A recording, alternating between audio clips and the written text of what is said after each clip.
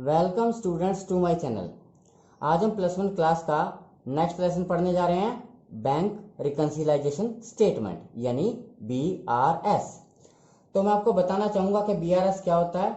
देखिए, सभी फर्में बैंक में अपना करंट अकाउंट खोलती हैं और बैंक के साथ किए गए सभी ट्रांजैक्शंस को लिखने के लिए अपनी कैश बुक में एक बैंक का कॉलम बना लेती हैं। तो लेकिन बैंक क्या करता है, बैंक फर्म की जितनी भी ट्रांजैक्शंस हैं उसकी एंट्री अपनी पासबुक में करता है और बैंक से किए गए जितने ट्रांजैक्शंस हैं यानी हम कह सकते हैं उनको दोनों बुक्स में लिखा जाता है। तो जब फर्म जो होती है बैंक में रुपया डिपॉजिट कराती है तो इसको कैश बुक के डेबिट साइड में अपने बैंक कॉलम में यानी रिसीप्ट साइड में लिख लेती है। और बैंक कहाँ एंट्री करेगा? बैंक अपनी पासबुक के रिसीप्ट साइड यानी क्रेडिट साइड में एंट्री करता है। इसी प्रकार जब फर्म बैंक से कैश विड्रॉल करती है यानी पैसा निकलवाती है, अपनी कैश बुक के क्रेडिट साइड में बैंक कॉलम में लिखती है और बैंक इसकी कहाँ एंट्री करेगा? पासबुक में पेमेंट साइड में एंट्री करता है। तो मैं आपको बताना चाहूंगा कि कैश बुक का और पासबुक का बैलेंस आपका सेम होना चाहिए, लेकिन होता क्या है, कई बार इनमें डिफरेंस आ जाता है। ऐसा इसलिए होता है कि हो सकता है कि किसी डेट को यानी कोई निश्चित या पर्टिकुलर डेट को कुछ एंट्री ऐसी हो जिनको कैश बुक में तो लिख दिया गया हो लेकिन पासबुक में ना लिखा गया, या जिनको पासबुक में लिख दिया गया हो यानी एंटर कर दिया गया हो लेकिन कैश बुक में एंट्री ना की गई हो। तो दोनों के बैलेंस में डिफरेंस का पता लगाने के लिए हम एक स्टेटमेंट तैयार करते हैं जिसको हम BRS के नाम से जानते हैं। अब मैं आपको बताने जा रहा हूं causes of difference in cash book and passbook, यानी कैश बुक और पासबुक में के जो बैलेंसेस हैं उनमें डिफरेंस का क्या कारण होता है।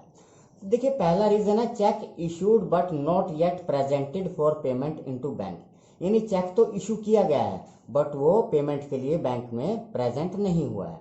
देखिए, क्या होता है कि फर्म कई बार किसी क्रेडिटर्स को चेक इशू कर देती है बट वो व्यक्ति या वो फर्म बैंक में उस चेक को प्रेजेंट नहीं कर पाती।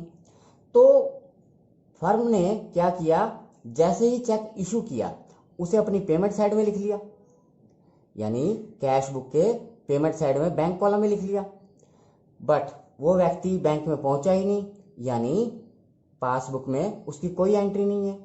तो कैश बुक का बैलेंस कम हो गया और पासबुक का बैलेंस बढ़ जाएगा।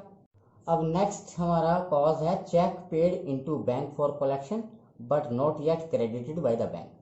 चेक बैंक में जमा कराने के लिए भेजा परंतु बैंक में जमा नहीं हुआ। तो देखिए, जैसे ही फर्म को किसी कस्टमर से चेक प्राप्त होता है तो उसे अपने रिसिप्ट साइड में यानी डेबिट साइड में बैंक कॉलम में लिख लेती है और उस चेक को बैंक में जमा कराने भेज देती है। लेकिन बैंक उसे तभी जमा करेगा जब उसको उस चेक की पेमेंट प्राप्त हो जाएगी, यानी जब बैंक को उस चेक की पेमेंट कस्टमर के बैंक से जैसे ही प्राप्त होगी तभी वो रिसीप्ट साइड में एंट्री करेगा। लेकिन होता क्या है, कस्टमर्स दूर दूर के शहरों के होते हैं तो पेमेंट प्राप्त करने में कई दिन का टाइम लग जाता है, तो हमारी कैश बुक का जो बैलेंस होगा वो कुछ ज़्यादा होगा और पासबुक में हमारा बैलेंस कम होगा, यानी दोनों में डिफरेंस आ जाएगा। तीसरा कॉज है cheque paid into bank for collection but dishonoured by the bank, यानी चेक जमा कराने के लिए भेजा परंतु चेक अप्रतिष्ठित हो गया।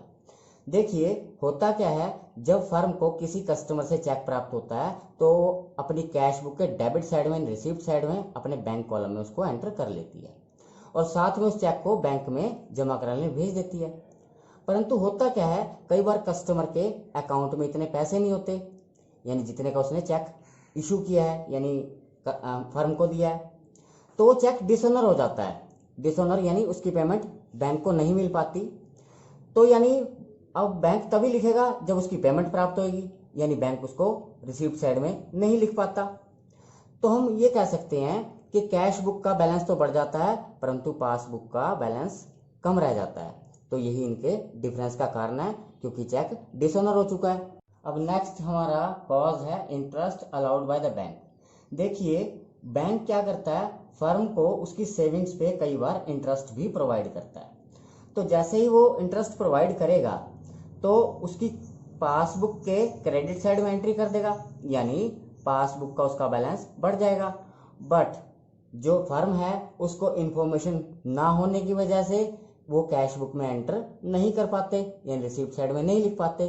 तो यही डिफरेंस का रीजन होता है। अब हमारा नेक्स्ट पॉइंट है interest charge by bank on overdraft. तो देखिए ओवरड्राफ्ट होता क्या है। देखिए हर जो भी फर्म है उसका बैंक के अंदर एक करंट अकाउंट होता है, जो कि मैंने आपको पहले ही बताया था। तो करंट अकाउंट के अंदर बैंक ये सुविधा देता है, जो भी बिजनेस है या फर्म है या बिजनेसमैन है, उसको ये सुविधा दी जाती है कि वो अपनी जमा से ज़्यादा यानी सेविंग से ज़्यादा के चेक इशू कर सकता है। एग्जाम्पल के लिए एक फर्म के 10 लाख रुपीज़ जो है 10 लाख उसकी सेविंग्स है, तो उसको परमिशन दे देगा कि वो 15 यानी 15 लैक्स के वो चेक इशू कर सकती है। तो ये जो 5 लाख एक्स्ट्रा उसने चेक इशू किए हैं इसको हम ओवरड्राफ्टिंग कहते हैं। तो उसने अपनी जमा से ज़्यादा जो इशू किए चेक उसको ओवरड्राफ्टिंग कहा। तो इस ओवरड्राफ्टिंग पे बैंक जो है ब्याज लेता है यानी इंटरेस्ट लेता है और उसे पेमेंट साइड में लिख देता है। बट बिजनेसमैन को या फर्म को इसकी इंफॉर्मेशन ना होने के कारण वो अपनी पेमेंट साइड में नहीं लिख पाता। तो यही इन कैश बुक और पासबुक के डिफरेंस का रीजन होता है। अब नेक्स्ट कॉज है bank charges and commission charge by bank.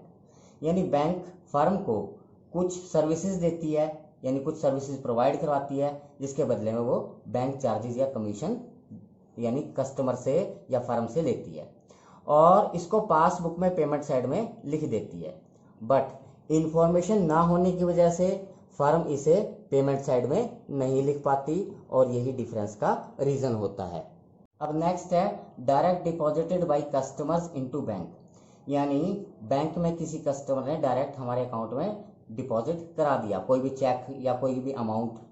तो जैसे ही कोई कस्टमर हमारे बैंक अकाउंट में डायरेक्ट डिपॉजिट कराता है तो बैंक इसे क्रेडिट साइड में रिसीप्ट साइड में लिख लेता है। बट फर्म को इसकी इंफॉर्मेशन ना होने की वजह से वो इसे रिसीप्ट साइड में नहीं लिख पाती और ये डिफरेंस का रीजन बनता है। नेक्स्ट है interest and dividend collected by bank. यानी कोई भी ब्याज या कोई लाभांश बैंक द्वारा प्राप्त करना। तो जैसे ही कोई डिविडेंड या इंटरेस्ट बैंक रिसीव करता है तो फर्म के अकाउंट में क्रेडिट साइड में उसे एंटर कर देता है। बट होता क्या है, वो कैश बुक में यानी फर्म को इसकी इंफॉर्मेशन ना होने की वजह से कैश बुक में रिसीप्ट साइड में वो नहीं लिखा जाता और कैश बुक का बैलेंस कम रह जाता है और पासबुक का बैलेंस बढ़ जाता है। और हमारा जो लास्ट पॉइंट है वो है direct payment made by the bank on behalf of customers. यानी बैंक क्या करता है, फर्म के जितने भी बिल हैं जैसे इलेक्ट्रिसिटी का बिल है, टेलीफोन का बिल है, उसकी पेमेंट खुद ही कर देता है और डेबिट साइड में पासबुक में उसकी एंट्री कर देता है। तो यानी पासबुक का बैलेंस तो घट जाता है बट फर्म को इन्फॉर्मेशन ना होने की वजह से वो पेमेंट साइड में नहीं लिख पाती और इस कारण कैश बुक का बैलेंस बढ़ जाता है लेकिन पासबुक का बैलेंस घट जाता है। तो ये इसके डिफरेंस के कुछ रीजंस मैंने आपको आज बताए हैं। तो आप समझ गए होंगे कि पासबुक में और कैश बुक में डिफरेंस का रीजन क्या होते हैं। तो स्टूडेंट्स मैं आपको बताना चाहूँगा कि कैश बुक के डेबिट साइड में सारे रिसीप्ट्स होते हैं यानी हमारा अमाउंट प्लस होता है और क्रेडिट साइड में पेमेंट्स होती हैं तो हमारा अमाउंट माइनस होता है। इसी तरह से पासबुक में डेबिट साइड में माइनस होता है हमारा अमाउंट और क्रेडिट साइड में हमारा अमाउंट प्लस होता है। तो मैं आपको बताना चाहूँगा कि कैश बुक का अगर डेबिट बैलेंस है यानी प्लस बैलेंस है या पासबुक का क्रेडिट यानी प्लस वाला बैलेंस है तो यानी ये डिपॉजिट, इसको कहेंगे कि हमारा अमाउंट बैंक में डिपॉजिट है। तो डेबिट बैलेंस कैश बुक का है, क्रेडिट बैलेंस पासबुक का, इसका मतलब ये होता है कि हमारे पैसे यानी अमाउंट बैंक में जमा है। बट अगर डेबिट बैलेंस पासबुक का हो, आप देख ही रहे हैं माइनस बैलेंस है, या क्रेडिट बैलेंस कैश बुक का हो, आप देख रहे हैं, तो इसका मतलब है कि हमने ओवरड्राफ्टिंग की हुई है यानी जमा से ज़्यादा पैसे निकलवाए हुए हैं। तो स्टूडेंट्स मैं आपको नेक्स्ट वीडियो के अंदर इसके प्रैक्टिकल कराऊंगा। तो आपने क्या करना है, इन दो परफॉर्मेंस को ध्यान में रखना है और कॉजेज को ध्यान में रखना है और इन दो बातों को ध्यान में रखना है, तो इसके क्वेश्चन आसानी से सॉल्व हो जाएंगे। तो आज का वीडियो यहीं तक। अगर आपको आज का वीडियो अच्छा लगा हो तो इसे लाइक करें, शेयर करें, सब्सक्राइब करें और बेल आइकन का बटन ज़रूर दबाएं ताकि आपको मेरी हर आगे आने वाली वीडियो की नोटिफिकेशन लगातार मिलती रहे। Thank you for watching.